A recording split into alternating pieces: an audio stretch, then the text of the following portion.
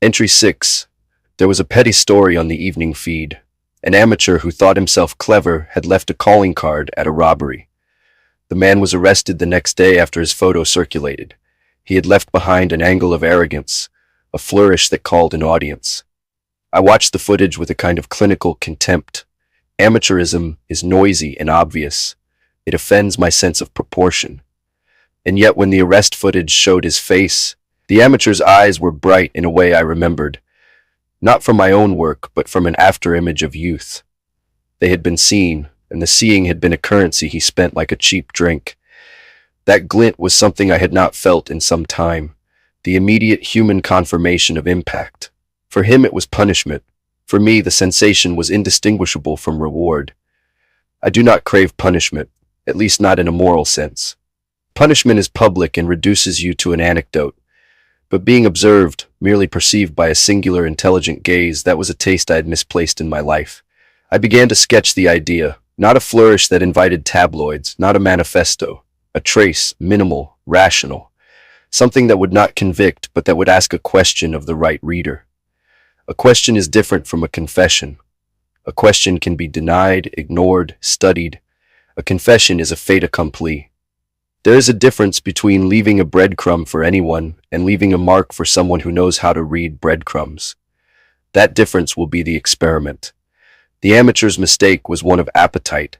He wanted everyone to see him. A public audience is the cheapest kind. Their hunger is shallow. Their attention expires the moment a new scandal arrives. The true audience, the only one worth addressing, is the single observer capable of precision. Someone who knows what absence means. I thought of the way the camera lingered on the amateur's hands as they were cuffed. They shook, not from fear, but from stimulation. The body confused recognition with touch. I understood. For years I had denied the body any participation beyond execution. Now I could feel it asking to re-enter the equation. The thought was both vulgar and seductive. I muted the television and replayed the clip in silence. Without sound, the event transformed. The gestures became choreography. The flashbulbs outside the courthouse stuttered like faulty synapses. Even his humiliation became artless theater. Yet within it was a buried lesson. The spectacle of being caught was still a form of authorship. Even ruin can be an introduction. That night I stood at my window and looked over the street. The city reflected itself in the glass, all neon and residue. The people below moved in predictable orbits. A courier on a bicycle, a woman dragging a small dog, a man checking his phone under a streetlight that hummed too loudly. It struck me that visibility, not anonymity, was the true condition of modern life. Everyone wanted to be seen. Everyone lived under surveillance and mistook it for intimacy. I had spent decades inverting that instinct, hiding in plain sight, while the world sprinted toward exposure. Maybe perfection, in its old definition, had become obsolete. Perhaps the new discipline was to orchestrate visibility, to design how one is seen, rather than to prevent being seen at all. I began sketching again, this time not in my record book, but on a scrap envelope. A series of diagrams, vectors of sight, points of contamination, angles of discovery. If the city had eyes, I could teach them where to look. The design must be small enough to survive scrutiny, but large enough to provoke it. Every experiment requires a stimulus. Every observer requires an invitation. Still, I hesitated. Leaving something behind contradicts the very philosophy I built my life upon. To alter the equation is to risk collapse.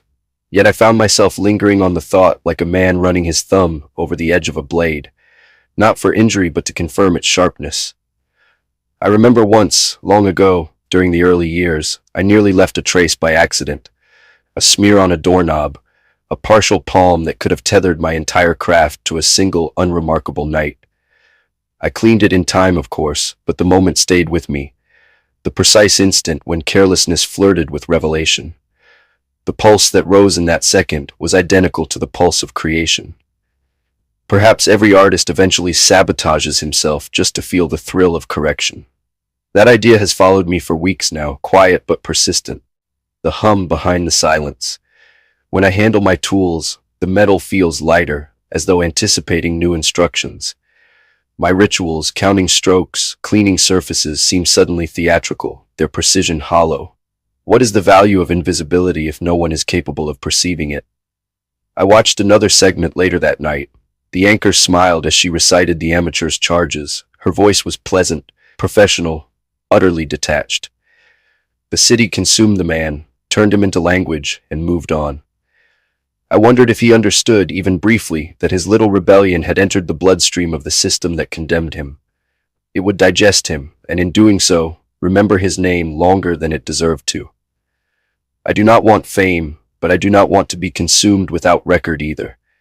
There is a thin corridor between anonymity and spectacle, a passage where one can exist as an idea rather than a person. That is the space I intend to inhabit. For days I refined the parameters of the experiment. The trace must be deliberate but deniable. It must provoke only the competent. The placement must reward precision. Too overt, and it invites fools. Too subtle, and it risks never being found. The margin between curiosity and comprehension is thin as tissue. The object itself does not yet exist. It lives only in potential. A partial print, perhaps, smudged into abstraction. A fiber too rare to be accidental but too common to convict. A sound frequency hidden in white noise. A question disguised as residue. I find myself rehearsing the discovery in reverse, imagining the moment when someone will kneel beside it, squint, and realize that what they are looking at is not mistake but intention. That pause, the recognition of design, is the closest thing to intimacy I have ever desired. The decision is not made yet, but its shadow has entered the room. I can feel it standing behind me when I write, silent and patient. My pulse quickens in acknowledgement, not fear, anticipation, the kind of anticipation that comes before heat returns to a long, cold surface. For the first time in years, I am not cataloging decay. I am designing emergence. The world will not know my name.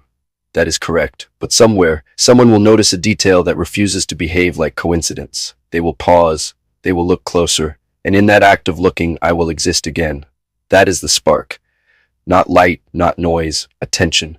And once attention ignites, silence will never be the same.